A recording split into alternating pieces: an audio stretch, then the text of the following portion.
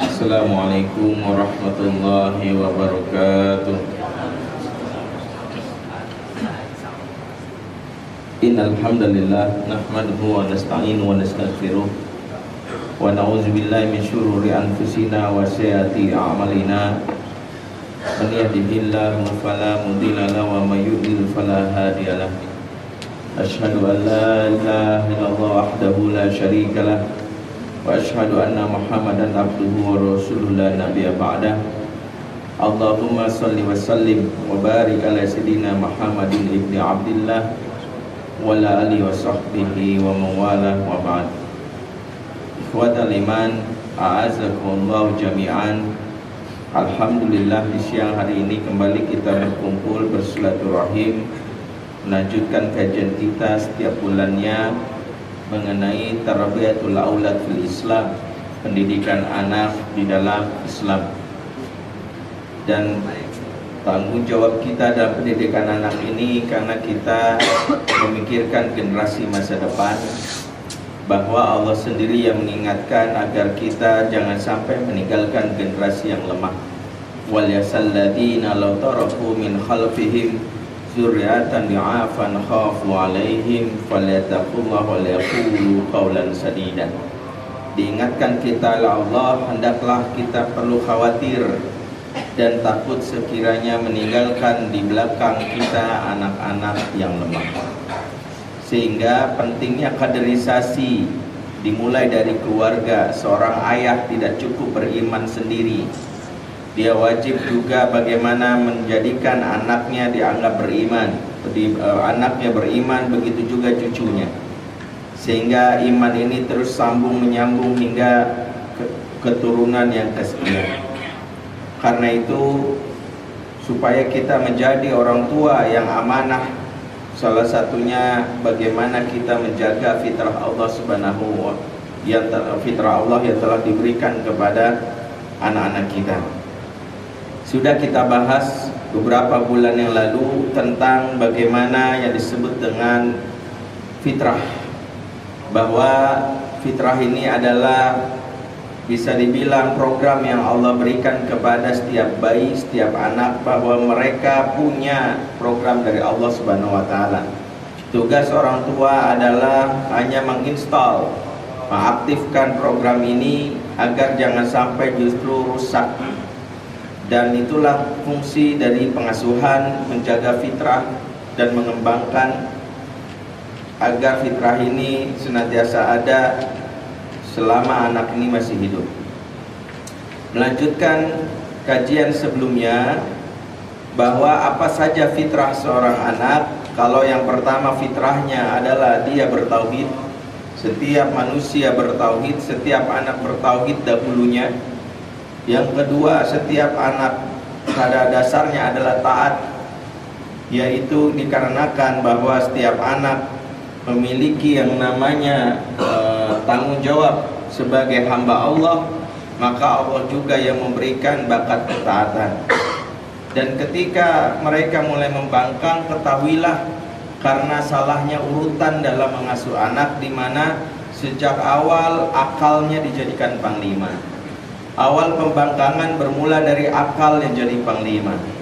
Anak yang akalnya lebih dulu diikat dibandingkan hatinya, maka memang cerdas, memang cerdik, bahkan berkata orang kepinteran.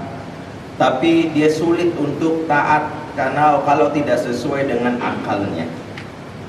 Kenapa? Karena salah urutan. Urutan yang benar adalah hatinya dulu. Akal tentu dimaksudkan ada gunanya, tetapi adalah hatinya dulu. Jika hati telah tunduk kepada Allah, maka perintah Allah yang tidak logis pun akan mudah diterima, karena ini berasal dari Allah Subhanahu wa Ta'ala. Perintah Rasulnya meskipun tidak logis diterima. Kenapa? Karena mereka tahu semua bermula dari perintah Allah. Apa yang disampaikan Rasulnya, wa ma yantiqu anil hawa in huwa illa wahyu yuha. Dan apa yang disampaikan dari mulut Rasulullah adalah melainkan bukan berdasarkan hawa nafsu, melainkan dari wahyu Allah Subhanahu wa Ta'ala. Sehingga para sahabat ketika Rasul mengatakan jangan meniup air yang sedang diminum, atau hendak diminum, mereka tidak bertanya, 5 ya Rasulullah. Karena mereka yakin larangan dan perintah dari Rasulnya itu pasti karena mereka menyadari bahwa tidak mungkin itu salah. Imannya lebih dulu, dan akhirnya penjelasan ilmiahnya baru kita temukan beberapa belakangan ini, bahwa kenapa dilarang meniup air saat kita hendak meminumnya, maksudnya air yang panas, karena terjadinya pencampuran senyawa kimia dari H2O dengan CO2 yang akan berakibat kepada zat yang namanya HCO3 atau asam karbonat. Jadi semua ada hikmah di belakangnya, namun para sahabat hatinya. Akal yang lebih dulu yang dijadikan ini adalah kesalahan urutan. Dalam Islam, urutan yang salah dalam mengasuh maka akan berakibat kepada pengasuhan yang salah. Dalam banyak hal begitu. Contoh, bayi fitrahnya adalah kalau baru lahir memang telentang dulu, telentang, tengkurap, baru dia bisa duduk, kemudian dia baru bisa merangkak, atau kemudian berdiri baru lari. Maka wajib waspada secara ilmu penelitian kalau orang tua bangga, orang tuanya baru lahir langsung tengkurap, langsung tiba-tiba diri salto. Dia merasa hebat banget anak gua. Sesuatu yang tidak berproses dengan alamiah dan urutan yang benar pasti ada dampaknya. Saya baru tahu dari sebuah artikel, ya istri saya sharing sebuah artikel, kebetulan dia juga psikolog, bahwa ketika bayi misalnya dari duduk kemudian dia langsung diri tanpa dia melalui proses merangkak beberapa waktu lamanya, biasanya keseimbangan motoriknya itu adalah lemah, maka dia gampang jatuh kalau udah gede. Kemudian dia nggak bakat jadi pemain bola. Kenapa? Karena gampang kesenggol jatuh, keseimbangannya lemah. Kenapa? Ibunya bangga, alhamdulillah anak gue langsung diri. Padahal yang benar adalah dia harus merangkak, lewati proses itu, karena dilatih bagian lututnya, ada bagian tangannya, supaya apa? Supaya seimbang. Jadi ada proses, tidak melompati. Jangan bangga kalau anak dia duduk langsung tiba-tiba langsung lari. Tidak, pasti ada sesuatu yang salah, ada tahapannya, ada yang tahapan yang dilewati. Makanya ketika anak tiba-tiba prosesnya tidak benar, ya, ada hak yang dirampas, ya, tergesa-gesa kita dalam mendidiknya, itu juga bahaya. Ya. Terlalu memaksakan anak misalnya untuk hafal Quran tanpa memberikan hak-haknya juga itu perlu kita waspadai kalau anak tidak merasa nyaman. Ya, akhirnya malah menzolimi. Pada Rasulullah SAW aja memerintahkan untuk sholat aja umur 7 tahun. Tetapi kita karena pengen anak kita menjadi soleh, tapi dipaksa. Haknya untuk bermain di umur-umur tersebut kita larang. Kecuali anaknya mengatakan emang nggak mau main. Tapi kadang ketika dia ada haknya sebelum balik untuk dia untuk dia bermain-main, kita larang. Ini dampaknya nanti adalah mereka mengalami regresi perilaku. Anak kecil dari kecil sudah dirampas haknya, maka kelak akan menjadi orang dewasa yang kekanak-kanakan. Ya, Michael Jackson itu suatu hari, ya, dalam biografinya kalau tidak salah, autobiografinya, bayangkan dia bercerita bagaimana di masa kecil dia sudah diminta untuk bekerja di umur 5 tahun, berlatih, bernyanyi, menari dan sebagainya. Maka ketika dia sudah dewasa, dia memiliki angan-angan kembali ke masa kecil. Ya, akhirnya dia membuat Disneyland pribadi. Ya, dia punya hobi yaitu adalah bermain, ya, sejenis game watch, dan dia punya monyet piaraannya yang sangat disukainya, sangat disayangi sebagai teman abadinya. Yang tragis ketika dia meninggal, ya, dia menulis surat wasiat dari seluruh harta yang dia miliki hanya diwariskan kepada monyetnya, bukan kepada keluarganya. Ya, jadi monyetnya dianggap yang telah selama ini menghibur hatinya. Kenapa? Karena keluarganya dianggap zolim karena mencabut haknya saat dia di masa kecil, di mana ayahnya tidak memberikan kesempatan untuk bermain. Ya, jadi ada proses yang rusak, maka biasanya berdampak kepada perilaku yang rusak di masa depan. Oke, berikutnya ini maka tahapannya sebelum akal apa? Tahapannya mengikat hatinya. Hati yang terikat, maka ketika akal itu, hati itu ibarat adalah mesin di TV, sementara akal ibarat antena. Jadi mesinnya harus diaktifkan dulu, adaptornya harus aktif dulu sehingga ada antena memperjelas gambar. Jangan fokus kepada antenanya sementara mesin di dalam mesinnya, di mesin TV-nya sendiri sebenarnya sudah rusak. Fitrah yang ketiga, seorang anak sejatinya memiliki jiwa pemimpin. Inni ja'ilun fil ardi khalifah. Sungguhnya disebutkan di sini oleh Allah, aku hendak menjadikan seorang khalifah di muka bumi.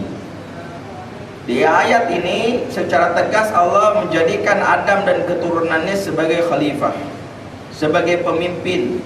Bahwa keberadaan Adam diciptakan memang tugasnya adalah untuk mengelola muka bumi ini, menjadi pemimpin, bukan menjadi seorang follower, tapi memang menjadi seorang khalifah.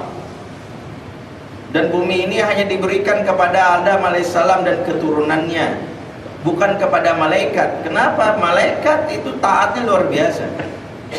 Bahkan kita bilang, kenapa syarat kepemimpinan tidak cukup hanya dengan taat, tidak cukup dengan ahli ibadah. Siapa yang meragukan malaikat dalam hal ibadah? Allah mengatakan dalam surat Al-Anbiya ayat 19-20, yusabbihuna al-laila wan nahara la yafturun. Mereka para malaikat bertasbih siang dan malam tanpa putus. Jadi malaikat itu kerjanya tasbih, nggak pernah putus. Ya terus saja, nggak sambil nyambi, ya, sambil ngecek status di Facebook, ya, atau WhatsAppan sama temen gitu. Dia memang zikirnya terus saja. Artinya dia dari sisi ketaatan nggak diragukan. Tetapi bukan malaikat yang ditunjuk menjadi khalifah fil ardh. Ternyata adalah Adam. Berarti apa? Ternyata ada bakat kepemimpinan yang dimiliki oleh Adam yang menjadikan ini adalah identitas kepemimpinan dia. Yang setelah dia dianggap sebagai makhluk yang taat, bahwa malaikat yaitu Adam adalah diberikan kecerdasan, akal, ya. Adam diberikan akal yang membuatnya bisa berpikir.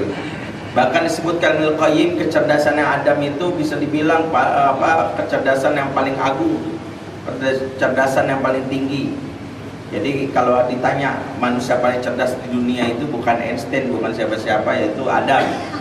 Kenapa? Karena disebutkan Ibnu Qayyim, ya, Allah memberikan akal kepada Adam itu seperti samudra di lautan, sementara anak cucunya itu hanya tetesan-tetesannya aja.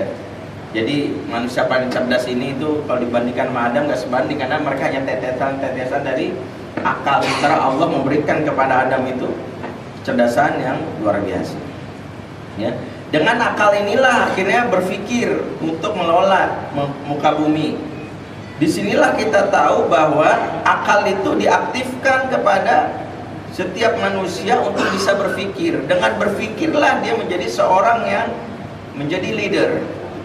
Ketika fungsi akalnya hilang, ya, setelah proses dia diikat hatinya untuk taat, tetapi fungsi akalnya tidak dihilangkan, maka anak yang kehilangan fungsi akalnya cenderung menjadi follower, ya, cenderung menjadi follower, atau istilah sekarang alay. Kenapa follower? Salah satunya karena dia tidak mati berpikirnya, mengalami thinking shock, ya, gegar berpikir, sehingga ketika ditanya tidak bisa mendeskripsikan, ya, hanya bisa menjawab terserah, ya gitu deh, terserah dan gitu deh. Ini adalah fenomena yang disebut dengan thinking shock, gegar berpikir. Allah Subhanahu wa taala kenapa dalam Al-Qur'an meminta umatnya untuk berpikir, la'allakum tatafakkarun, la'allakum ta'qilun. Inna fi khalqis samawati wal ard wa ikhtilafil laili wan nahar la ayatil liulil albab. Ya, Allah mengingatkan supaya kita banyak berpikir. Kenapa? Karena dengan berpikir kita juga akan mampu menemukan jawaban rahasia dari penciptaan langit dan bumi. Disinilah hakikatnya bahwa akal dipakai juga. Jadi kalau anak sekedar taat tapi akalnya tidak dipakai, maka yang terjadi adalah lebih mudah nanti menjadi orang yang follower. Jadi ajak kepada keburukan ayo, kepada kemaksiatan ayo. Apa fungsi akal? Untuk bisa membedakan mana yang benar, mana yang salah. Bisa menganalisis mana yang ini sebenarnya pengaruh media, mana yang sebenarnya hoax, mana yang tidak. Dia alur berpikirnya sudah tahu, ini tipu-tipuan, ini pencitraan, dia tahu. Maka orang tidak memakai akalnya, maka mudah diombang-ambing oleh informasi yang sekarang berseliweran. Informasi yang sekarang semuanya harus di-broadcast. Karena tidak memiliki ilmu, tidak punya kemampuan menganalisa, dianggap semua sebagai kebenaran saja. Ya. Akhirnya dia tidak bisa menganalisis apa yang terjadi. Ya, konteksnya banyak. Ya, termasuk kasus bagaimana yang terjadi di Yaman. Ya, banyak saya mendapatkan proses dianggap bahkan di kalangan awam tertuduhnya adalah bahwa memang bagaimana pemerintah Arab Saudi dianggap jahat, zolim dan sebagainya. Yang mengagresi Yaman dan sebagainya. Kenapa? Karena memang tidak menganalisis dari perkembangan sejarahnya. Tapi bukan itu yang mau kita bahas hari ini, tetapi karena bagaimana pengaruhnya di anak-anak kita. Ya. Nah, akal inilah yang seharusnya diaktifkan. Ya, akal ini. Allah Subhanahu wa taala misalnya meminta supaya kita sebagai orang tua dalam banyak hal untuk mengajak diskusi anak. Ya, untuk berdiskusi, berdialog dengan anak dalam banyak hal. Karena salah satu upaya untuk mengaktifkan akal adalah bagaimana berdialog, bertanya. Hal ini Allah contohkan sendiri untuk melatih hambanya dalam berpikir. Allah sering bertanya kepada hambanya bukan karena Allah tidak tahu. Ingat, bertanya kita pada anak bukan karena kita tidak tahu, tapi karena kita ingin menstimulan akalnya. Allah menceritakan hari kiamat, Al-Qari'ah. Allah tidak langsung mengatakan Al-Qari'ah yauma yakunun nasu kal farasil mabthus, tidak. Allah bertanya dulu, Al-Qari'ah, mal Qari'ah? Wa ma adraka mal Qari'ah? Hari kiamat, kamu tahu hari kiamat apa? Apa yang kamu ketahui tentang hari kiamat? Diminta kita berpikir dulu. Maka jangan terburu-buru ketika anak bertanya kita langsung jawab. Tanya balik, menurut kamu kenapa? Ya, saya ingat anak saya yang masih TK ya, ketika diantar berangkat naik ke sekolahannya, itu punya pertanyaan yang menurut saya lumayan mencengangkan. Karena dia bertanya sesuatu yang mungkin jarang ditanya anak-anak. Jadi nanya, Bi, kenapa sih Allah menciptakan babi? Kenapa Allah menciptakan babi? Ya. Emang enaknya kita langsung jawab karena begini nak gitu. Tapi saya ingin tahu sejauh mana dia menganalisis. Saya bilang, kalau menurut kamu sendiri gimana? Sambil saya menyiapkan jawabannya. Kira-kira apa nih ya? Menurut kamu sendiri gimana kan gitu ya? Maka anak saya mengatakan, ya Allah ciptain babi biar kita sebagai manusia bisa membedakan mana yang halal dan haram. Gak kepikiran, justru jawabannya benar, kan benar. Ya, bisa membedakan mana yang halal dan haram supaya tahu. Ya. Bahkan ketika dia diskusi sama adiknya yang ditanyakan, kenapa Allah ciptakan agama? Kenapa kita butuh agama? Ya, kemudian ditanya balik ke saya, gimana Bi? Dia bilang, menurut kamu kenapa? Maka diceletukin pakai bahasa Upin Ipin, kata ada agama matilah kita. Jadi ada hal yang memang harus dilatih. Kenapa? Karena nanti suatu saat ketika dia diprovokasi, ketika remaja dibilang nih bagus nih, lu mah nggak gaul, lu mah bencong, cowok kok nggak ngerokok. Dengan akalnya dia bilang, justru bencong banyak yang ngerokok gitu ya. Justru dia banyak berpikir, dia membandingkan. Ya, ketika bilang itu dong pacaran mah nggak apa-apa, asal cari yang soleh kan gitu. Dia bilang nggak mungkin dapat pacar yang soleh karena orang soleh nggak pacaran. Jadi dia bisa menjawab seperti itu. Ketika sekarang anak muda diprovokasi itu nggak apa-apa lagi pacaran, asal pacaran sama orang yang baik, orang yang soleh, ya. Karena dia berpikir nggak pakai akalnya, dia bilang, oh benar juga ya, maka derajat. Padahal kalau dia pakai logika, ya pacaran nggak apa-apa ya, emang. Jadi dia bilang enggak, orang soleh nggak pacaran. Dia bilang begitu, maka nggak ada pacar yang soleh, enggak. Pacar yang soleh, pacar saya solehah Ustaz. Gitu. Saya bilang orang soleh nggak pacaran. Ya.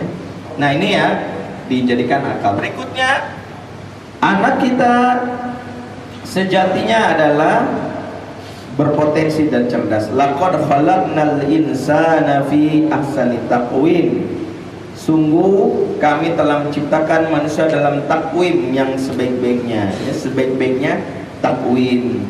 Kata takwim dijelaskan oleh Abu Bakar Ar-Razi, itu maknanya adalah potensi untuk menjadi qawam atau pemimpin.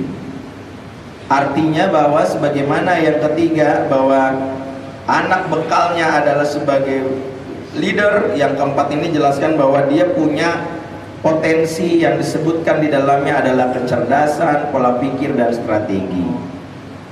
Yang keempat ini adalah fitrah. Setiap bayi yang lahir dalam keadaan punya bakat dengan kecerdasan di atas rata-rata. Ya, Makanya kalau kita teliti otak manusia itu akan temukan banyak hal yang cukup mencengangkan. Karena kalau kita kaji dari sisi otak saja, otak manusia baru lahir itu dengan berat kurang lebih 1,3 gram atau 1,4 gram, ya ternyata mencakup isi yang luar biasa. Terdapat sekitar 100 miliar sel otak aktif dan 900 miliar sel otak pendukung. Jadi isi otak setiap bayi itu telah Allah ciptakan, dalamnya itu aset yang luar biasa. Ada sekitar 1 triliun sel otak. 1 triliun sel otak, di mana justru makhluk Allah yang lain tidak memiliki kecerdasan seperti ini. Bahkan hewan yang paling siput saja, siput itu sel otaknya cuma 8. Jadi manusia 1 triliun, siput 8. Ya makanya memang kalau ngomong agak lama gitu kali gitu ya, bicaranya jalannya agak lambat ya, kayak keong. Tapi siput ini punya kemampuan defensivitas. Jadi katanya jarak 20 langkah dia bisa mendeteksi ini musuh atau tidak, maka dia buru-buru masukkan tubuhnya ke dalam cangkang. Itu siput. Lebah 7.000 sel. Ya, monyet 10 miliar, paling tinggi memang di antara hewan, tetapi manusia sampai 1 triliun. Majalah Scientific American tahun 2005 membuat penelitian bahwa otak manusia itu kalau diibaratkan komputer seperti hard disk raksasa. Ya, katanya kalau 1 detik manusia belajar tanpa henti, nggak tidur, nggak makan, berpikir terus, belajar terus 1 detik, maka otak itu baru penuh 30 juta tahun lagi. Jadi otak manusia itu kalau belajar 1 detik tanpa henti baru penuh 30 juta tahun lagi. Artinya apa? Berarti banyak free space di otak bayi kita, termasuk kita. Maka tidak ada sejarahnya kita tidak bisa menghafal Al-Quran. Aduh, udah penuh nih otak saya. Kalau itu terjadi, itu sudah bad sector. Ya, dari istilah komputer. Kenapa nggak bisa meng-save data? Banyak virus, banyak sampah. Jadi kalau diperhatikan berarti dengan umur kita sekitar 30 atau 40 tahun saat ini, mungkin baru otak kita yang keisi 0,00000 sekian persen. Masih banyak free space. Ya, dari sisi otak. Nah, bayi juga begitu. Bayi apalagi.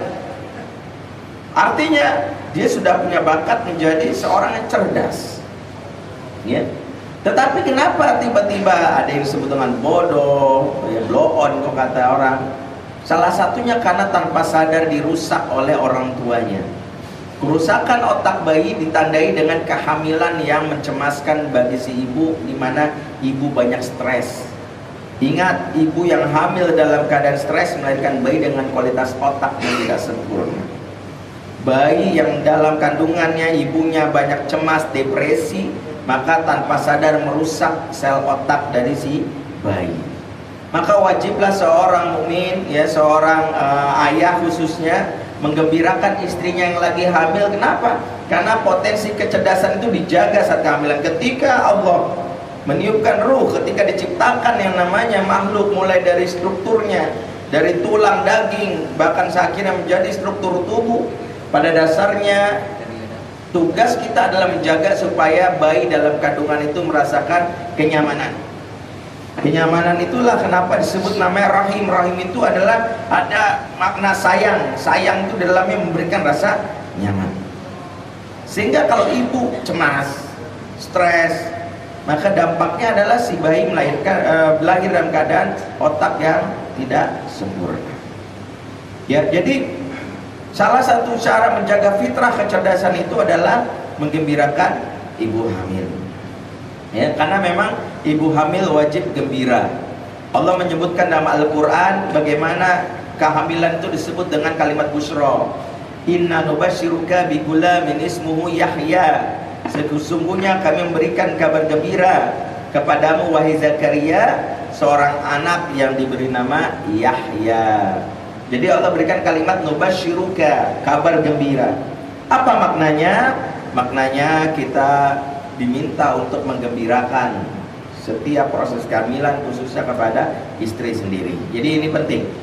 Yang kedua, Kerusakan otak yang menyebabkan hilangnya potensi kecerdasan seorang anak yaitu kebiasaan menteriaki anak di masa kecil, membentak anak di masa kecil. Desibel suara yang meninggi "kamu" kepada seorang anak, khusus bayi di bawah 5 tahun, menurut penelitian mutakhir, dampaknya satu kali bentakan menghancurkan 10.000 sel otaknya. 10.000 sel otak anak ini rusak karena kebiasaan seorang ayah atau seorang ibu yang membentak di masa kecil. Ya, itulah kenapa kalau bisa memang dijaga 1 hari 1 bentakan. Kalau 5 tahun umurnya, dari 0 sampai 5 tahun sudah tiap hari dibentak, kurang lebih 1.500 bentakan. 10.000 sel otak rusak 1 kali bentakan berarti sekitar 15 juta. Wajarlah akhirnya otak bayi yang sering dibentak itu. Saat saya ikut workshop di Singapura, ditampilkan bagaimana oleh scan otaknya itu, otaknya itu seperti gosong. Ya, sinaptik antar otaknya itu adalah rusak. Kenapa? Karena sering dibentak. Tugas orang tua bagaimana menjaga supaya jangan sampai teriak-teriak di depan anak, termasuk orang di sekitar kita. Walaupun bercanda, misalnya mengagetkan itu tidak boleh. Mengagetkan bayi tidak boleh, walaupun bercanda. Bahkan di Amerika ada seorang guru, ya, guru TK, guru PAUD, berteriak di depan siswanya, ya, memberi motivasi, semangat, teriak, tetapi jarak siswa dengan dia hanya 1 meter, dia dipenjara 1 tahun. Kenapa? Karena jaraknya 1 meter, maka merusak. Ya, makanya kalau ingin berteriak di depan anak, pastikan jaraknya 100 meter. Ya, supaya apa? Supaya terjaga kualitas otak anak. Bahkan kebiasaan kita yang biasa sufi, ya, suka film, ya, nonton di bioskop, ya, kalau mau ngajak anak untuk nonton bioskop, ya, saya menyarankan, ya, meskipun film Islami, tetapi kadang audio di bioskop itu tidak ramah anak. Ya, mendingan tidak usah dibawa, atau kalau mau dibawa tutup, ya, telinganya pakai kapas. Ya, apalagi bawa konser dan sejenisnya, ini juga membahayakan. Jadi kerusakan itu terjadi di usia-usia ini. Maka fitrahnya, kenapa tugas orang tua menjaga fitrah? Menjaga supaya tidak ada yang merusaknya. Pastikan suasana di rumah suasana yang surgawi, di mana suasana surgawi adalah penduduk surga itu biasanya ngomongnya lembut. Ya, qaulan layyinan, itu perintah dari Allah kepada kita. Kebiasaan berteriak itu kebiasaan penduduk neraka. Hum yastarikhuna fiha, mereka suka berteriak keras di dalamnya, itu kebiasaan penduduk neraka. Makanya orang-orang suka teriak-teriak itu, ya, kepada anaknya, kepada istrinya di dalam rumah. Mohon maaf, itu penduduk neraka lagi mampir, ya. Jadi itu yang terjadi. Oke, berikutnya yang keempat, anak kita sejatinya punya seksualitas yang benar dan lurus. Setiap anak lahir dalam keadaan dibekali potensi seksualitas yang benar dan lurus. Waktu yang terbatas, saya percepat. Kenapa? Karena Allah sendiri menciptakan hanya 2 jenis makhluk. Ya ayuhan nas inna khalaqnakum min dzakari wa untha. Wahai manusia, sesungguhnya kami menciptakan kalian dari jenis laki dan jenis perempuan. Kita harus tahu bahwa ini memberi petunjuk bahwa Allah hanya menciptakan 2 jenis makhluk, jenis laki dan jenis perempuan. Tidak ada jenis ketiga, bencong. Ya, artinya fitrahnya hanya 2, dan memang Allah bedakan laki dan perempuan. Laisa dzakaru kal untha, laki-laki tidak sama dengan perempuan karena memang berbeda. Ya, kapan-kapan kita bahas dalam pendidikan anak laki-laki dan pendidikan anak perempuan. Tapi yang ingin disampaikan di sini hanya 2 jenis makhluk. Permasalahannya, kenapa kok ada orang mengaku bencong terus fitrah dianggap fitrah? Berarti dia zalim. Gak mungkin Allah melaknat fitrah. Kalau bencong itu fitrah, tidak mungkin. Dalam sebuah hadis Rasulullah mengatakan, la anallah wa la ana Rasulullah al-mutasyabihina minar rijali bin nisa. Allah melaknat dan Rasulullah melaknat laki-laki yang bergaya bencong, dan kebalikannya mutarajjil, ya, perempuan yang bergaya tomboy. Kenapa? Kalau dilaknat, gak mungkin Allah melaknat sesuatu yang fitrah. Jadi kalau dia bilang ini udah fitrah, itu udah dari bawaan, dari lahir, nggak mungkin. Pasti ada pengaruh lingkungan. Karena tidak ada fitrah yang mengatakan bahwa itu bawaan dari lahir, bencong. Ya, Allah Rasulnya sendiri melaknat hal itu. Kalau fitrah nggak mungkin dilaknat. Anak kecil misalnya main di masjid, Ya, dia memang fitrahnya bermain. Ketika dia iseng, Rasulullah tidak marah, lantas menghukumnya, lantas melaknatnya, tidak. Ketika ada seorang anak digendong Rasulullah, tiba-tiba mengencingi Rasulullah SAW bajunya, apa Rasul melaknat? Dasar kamu, kulaknat engkau? Enggak. Basi bayi, masih bocah, dia tidak bisa membedakan. Inilah fitrah. Ketika orang ketiduran kemudian bangun tahu jam 7 nggak sholat subuh, memang ketiduran. Rasulullah pernah mengalami ini, fitrah. Tidak dilaknat, tidak disuruh segera bangkit dan istighfar, itu saja. Tapi kalau sudah terus-terusan jadi bencong, inilah disebut dengan perilaku yang menyimpang. Nah, kenapa permasalahannya ada anak yang menjadi bencong? Salah satunya karena stimulan yang rusak yang tidak dimiliki di masa kecil. Laki-laki bergaya keperempuanan salah satunya karena tidak punya sosok ayah. Di mana di rumah tidak punya ada ayah, di sekolahannya pun tidak ada ayah. Yang pernah saya sampaikan, menurut penelitian BKKBN, ya, anak SD sekarang 70% karakternya laki-laki kebenci-bencian.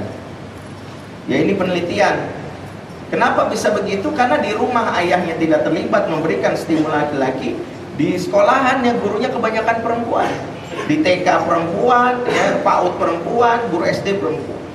Sehingga anak sekarang yang laki-laki gayanya ke perempuan-perempuanan. Kenapa? Disimpangkannya oleh siapa? Karena tidak punya stimulan ayah. Dari sinilah kita memahami kenapa perilaku anak juga dipengaruhi oleh bagaimana tidak kemampuan menjaga fitrahnya. Tapi bukannya orang tua terdahulu juga jarang pulang. Ayah-ayah terdahulu, saya pernah bilang bahwa ayah terdahulu memang jarang pulang. Banyak juga. Ibrahim pulang setahun sekali. Bahkan Abdurrahman bin Faruq pulang 27 tahun sekali. Ya, kalau di sini ada yang coba 27 tahun sekali pulang. Ya, totonya pulang rumah udah nggak ada, gitu, udah jadi mall kan gitu. Nah, anak istrinya udah diusir karena nggak bayar kontrakan kan gitu. Ketika dia pulang 27 tahun sekali, anaknya terjaga. Kenapa? Karena kalaupun ayahnya jarang pulang, tapi di institusi pendidikan itu banyak laki-laki.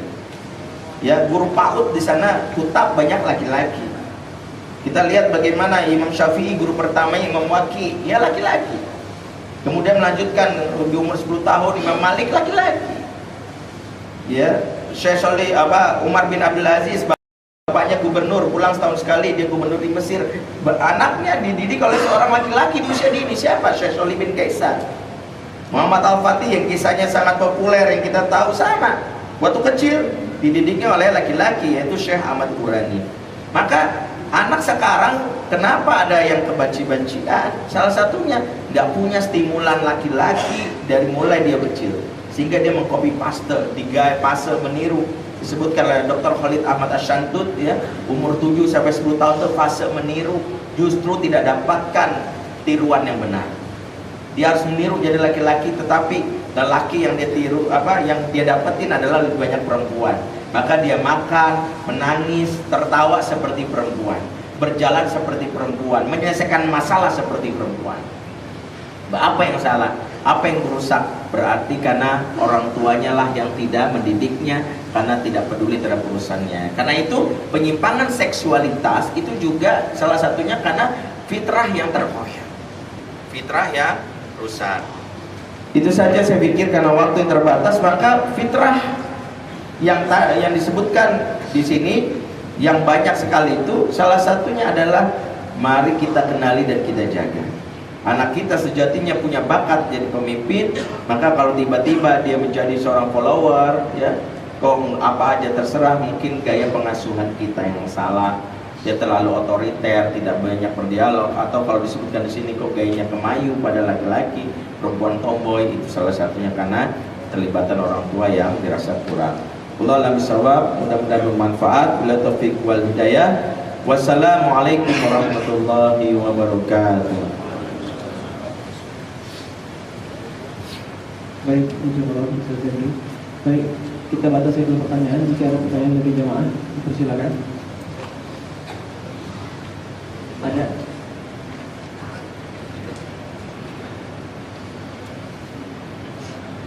Baik, kalau tidak ada bisa kita tutup. Silakan bersabar. Doa aja. Baik. Karena tidak ada, mari kita tutup pertanyaan dan saya mohon maaf untuk bulan depan pekan kedua saya absen dulu. Saya mau Bakhtiar Nasir roadshow di Sumatera Barat dari tanggal 13, 14, 15, 16, 17, 18. Jadi mungkin bisa disiapkan mengisi materi yang lain untuk bulan Mei ya, untuk kajian pengasuhan ya.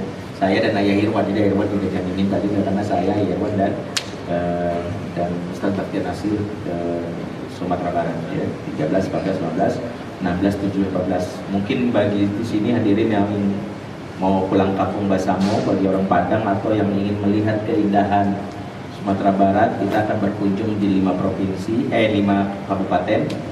Ya, silakan mungkin bisa mendaftar ke Apel Islamic Center. Ya, karena kita berencana membawa 200 jamaah dari Jakarta, Bali, dan Makassar. Di sana akan dihadiri oleh 5.000 jamaah. Pusatnya di Istana Pagaruyung, ya, di Batu Sangkah. Pusatnya di sana. Nanti juga mampir ke beberapa lokasi, Bukit Tinggi, Pantai Pariaman, Painan, dan sebagainya.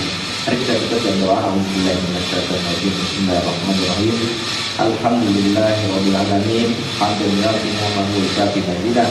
Ya Rabbana lakal hamdu kama yanbaghi li jalali wajhikal karim wa li sultanik. Allahumma shalli ala sayyidina Muhammad wa ala sayyidina Muhammad. Allahumma anta rabbuna la ilaha illa anta khalaqtana wa nahnu abiduk wa nahnu ala ahdik wa walika mastata'na. Na'udzubika min syarri ma sana'na, nabulaka bi ni'matika alaina wa nabu bi dzunubina faghfir lana fa innahu la yaghfiru dzunuba illa anta. Allahumma ya muqallibal qulub tsabbit qulubana ala dinik, kama ya musarrifal qulub tsabbit qulubana ala ta'atik. Allahumma arina al-haqqa haqqan wa arina al-batila batila wa arina Rabbana hab lana min azwajina wa dhurriyyatina qurrata a'yun waj'alna lil muttaqina imama. Rabbana fir lana wa li walidina warhamhum kama rabbana shighara. Rabbana atina fid dunya hasanah wa fil akhirati hasanah wa qina adzabannar. Subhana rabbika rabbil izzati amma yasifun wa salamun alal mursalin. Alhamdulillahi rabbil alamin.